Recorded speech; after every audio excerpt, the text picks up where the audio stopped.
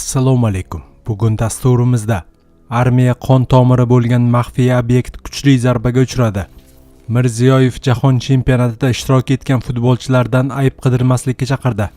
Polsha Ukrainaga qiruvchi samolyotlarni berishdan bosh tortdi. AQSh-Eron muzokarachilari Dohaga kelmoqda. Hormuz diqqat markazida. Rossiyadagi hamyurtlarimiz diqqatiga. Agar sizga trudovой договор, NN, уведомление, deport запретni tekshirish va boshqa shunga o'xshash hujjatlar kerak bo'lsa, bizga bog'lanishingiz mumkin. Xizmatlarimiz arzon va ishonchli. Murojaat uchun hoziroq ekrandagi raqamlarga qo'ng'iroq qiling. Armiya qon tomiri bo'lgan maxfiy obyekt kuchli zarbaga uchradi. Ukraina prezidenti Vladimir Zelenskiy 30-iyunga o'tar kechasi Ukraina dronlari Moskva viloyatida joylashgan Dubna kosmik aloqa markaziga ikkinchi marta zarba berilganini ma'lum qildi. Zelenskiyning so'zlariga ko'ra, mazkur markaz Rossiyaning Ukrainadagi harbiy harakatlarini razvedka qilish va muvofiqlashtirishda foydalaniladigan muhim Sputnik aloqa obyekti hisoblanadi.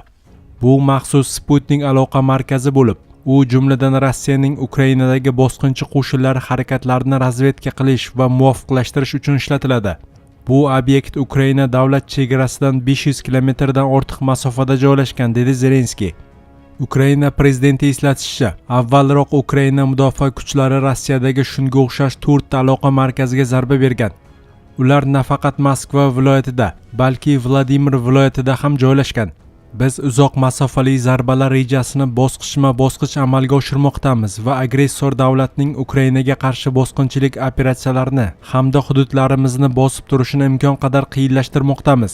Shu kabi boshqa obyektlarga nisbatan ham tegishli choralar tayyorlanmoqda, dedi Zelenskiy. Rossiya tomonining ma'lum qilishicha, 30-iyunga o'tar kechasi Moskva viloyati Ukraina dronlarining keng ko'lamli hujumiga uchragan. Rossiya mudofaa vazirligi ma'lumotiga ko'ra, havo mudofaa vositalari Rossiyaning 18 ta hududi va anneksiya qilingan Qrim ustida jami 419 ta Ukraina dronini yo'q qilgan. Moskva meri Sergey Sobyanin esa poytaxt hududi ustida o'nlab dronlar urib tushirilganini ma'lum qildi. Moskva viloyati gubernatori Andrey Vorobyovning bildirishicha, Yegorevskiy shahrida dron hujumi oqibatida xususiy uyga o't ketgan. Qutqaruvchilar vayronalar orasidan 2 nafar katta yoshli kishi va 2 nafar bolani chiqarib olgan. 6 oylik chaqaloq esa shifoxonaga olib ketilayotganda vafot etgan.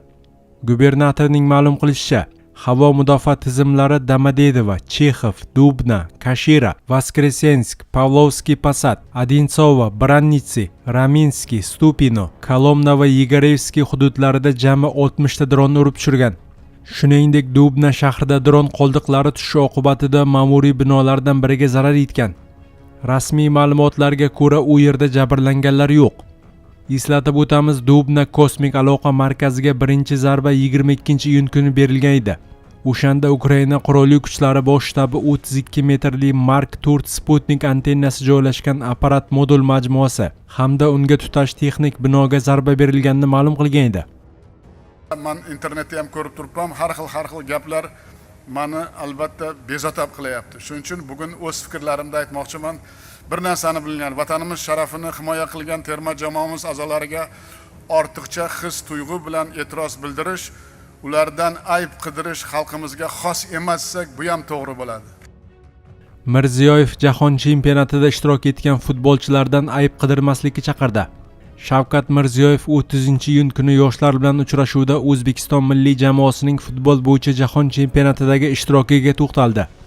Milliy jamoamizning AQSh va Meksika maydonlaridagi o'yinlarni butun xalqimiz bilan bir tanu bir jon bo'lib katta his-hayajon bilan kuzatib bordik.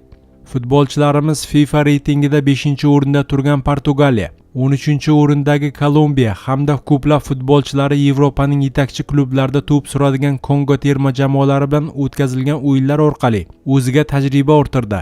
Mundial nafasini his qildi desak to'g'ri bo'ladi. Abbos Fayzullayev va Eldor Shomurodov jahon chempionatidagi ilk gollarni kiritib, xalqimizga xursandchilik bag'ishladi, dedi prezident. Davlat rahbari milliy terma jamoaning jahon chempionatidagi ishtiroki to'g'risida turli fikrlar bildirilayotgani, lekin terma jamoamiz a'zolariga ortiqcha his-tuyg'u bilan e'tiroz bildirmaslik kerakligini aytdi. Vatanimiz sharafini himoya qilgan terma jamoamiz a'zolariga ortiqcha his-tuyg'u bilan e'tiroz bildirish, ulardan ayb qidirish xalqimizga xos ish emas. Aksincha bugun ularni qo'llab-quvvatlash, ruhini ko'tarish har qachongidan ham muhim, dedi Shavkat Mirziyoyev. Katta g'alabalar hali oldinda ekani, buning uchun futbolni rivojlantirishga yanada keng sharoitlar yaratilishi, bu sohaga investitsiya ko'paytirilishini ta'kidladi.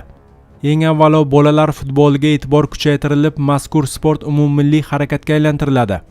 Kelasi yilning yanvarida Saudiya Arabistoni maydonlarida o'tkaziladigan futbol bo'yicha Osiyo Kubogiga tayyorgarlik hozirdan boshlanadi. Biz jamoamizga ishonamiz va ushbu musobaqada ham butun xalqimiz bilan qo'llab-quvvatlaymiz, dedi prezident. Polsha hukumati Ukrainaga MiG-29 qiruvchi samolyotlarni berishdan bosh tortdi. Bunga Kiyevning Varshava bilan dronlar bo'yicha tajribasini bo'lishmagani sabab bo'ldi.